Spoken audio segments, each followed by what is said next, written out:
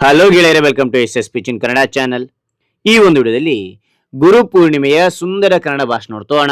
ಈ ಒಂದು ಭಾಷಣ ಅಂತ ಇಷ್ಟವಾಯ್ತು. ಇಷ್ಟವಾದ್ರೆ ಒಂದು ಲೈಕ್ ಅನೇಕ ವಿಡಿಯೋ ತಲುಪಿಸೋಣ ತುಂಬ ಸಿಗುತ್ತೆ. ಇನ್ನೊಬ್ರಿಗೂ ಶೇರ್ ಹಂಚಲು ಸಾಧ್ಯ ಅಂತ ಅನೇಕ ವಿಡಿಯೋ ಚಾನಲ್ ಸಬ್ಸ್ಕ್ರೈಬ್ ಆಗಿ. ಹಾಗೆ ನಿಮ್ಗೆ ಯಾವ ರೀತಿಯ ಭಾಷಣ, ಯಾವ ರೀತಿಯ ಪ್ರಬಂಧ ಬೇಕಂತೇಳಿ ಕಾಮೆಂಟ್ ಮಾಡಿ. ಆ ವಿಷಯಕ್ಕೆ ತಕ್ಕಂತ ನಾವು ವಿಡಿಯೋ ಮಾಡಲು ಪ್ರಯತ್ನ ಪಡ್ತೇನೆ ಅಂತ ಹೇಳ್ತಾ ಈ ಒಂದು ಭಾಷಣವನ್ನು ನೋಡ್ತಾ ತಿಳಿತಾ ಕಲಿತಾ ಹೋಗೋಣ ಬನ್ನಿ. ವೇದಿಕೆಯ ಮೇಲಿರುವ ಗಣ್ಯರಿಗೂ, ನನ್ನ ಪ್ರೀತಿಯ ಎಲ್ಲ ಗುರುಗಳಿಗೂ, ಸ್ನೇಹಿತರಿಗೂ ಶುಭೋದಯ ಹಾಗೂ ಗುರು ಪೂರ್ಣಿಮೆಯ ಹಾರ್ದಿಕ ಶುಭಾಶಯಗಳು. ಇಂದು ನಾವು ಗುರುಗಳನ್ನು ಗೌರವಿಸುವ ಪವಿತ್ರವಾದ ಗುರು ಪೂರ್ಣಿಮೆ ಹಬ್ಬವನ್ನು ಆಚರಿಸುತ್ತಿದ್ದೇವೆ. ಹಿಂದೂ ಪಂಚಾಂಗದ ಪ್ರಕಾರ ಆಷಾಢ ಮಾಸದ ಹುಣ್ಣಿಮೆಯ ದಿನದಂದು ಈ ವಿಶೇಷ ಹಬ್ಬ ಬರುತ್ತದೆ. ಗು ಎಂದರೆ ಕತ್ತಲೆ, ರು ಎಂದರೆ ಬೆಳಕು. ನಮ್ಮ ಜೀವನದಲ್ಲಿರುವ ಅಜ್ಞಾನವೆಂಬ ಕತ್ತಲೆಯನ್ನು ದೂರ ಮಾಡಿ ಜ್ಞಾನವೆಂಬ ಬೆಳಕನ್ನು ನೀಡುವವರೇ ಗುರುಗಳು.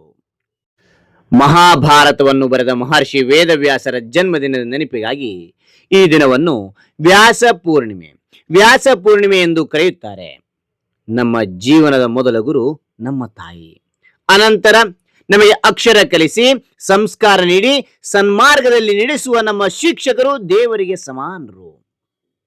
ಗುರು ಬ್ರಹ್ಮ, ಗುರು ವಿಷ್ಣು, ಗುರುದೇವೋ ಮಹೇಶ್ವರ ಎಂಬ ಉಕ್ತಿಯಂತೆ ಗುರುಗಳು ನಮ್ಮ ಭವಿಷ್ಯವನ್ನು ರೂಪಿಸುವ ಶಿಲ್ಪಿಗಳು. ನಮಗೆ ಜ್ಞಾನದ ದಾರಿ ತೋರಿಸಿದ ಎಲ್ಲಾ ಗುರುಗಳ ಪಾದಗಳಿಗೆ ನಮಸ್ಕರಿಸುತ್ತಾ ನನ್ನ ಈ ಚಿಕ್ಕ ಭಾಷಣವನ್ನು ಮುಗಿಸುತ್ತೇನೆ.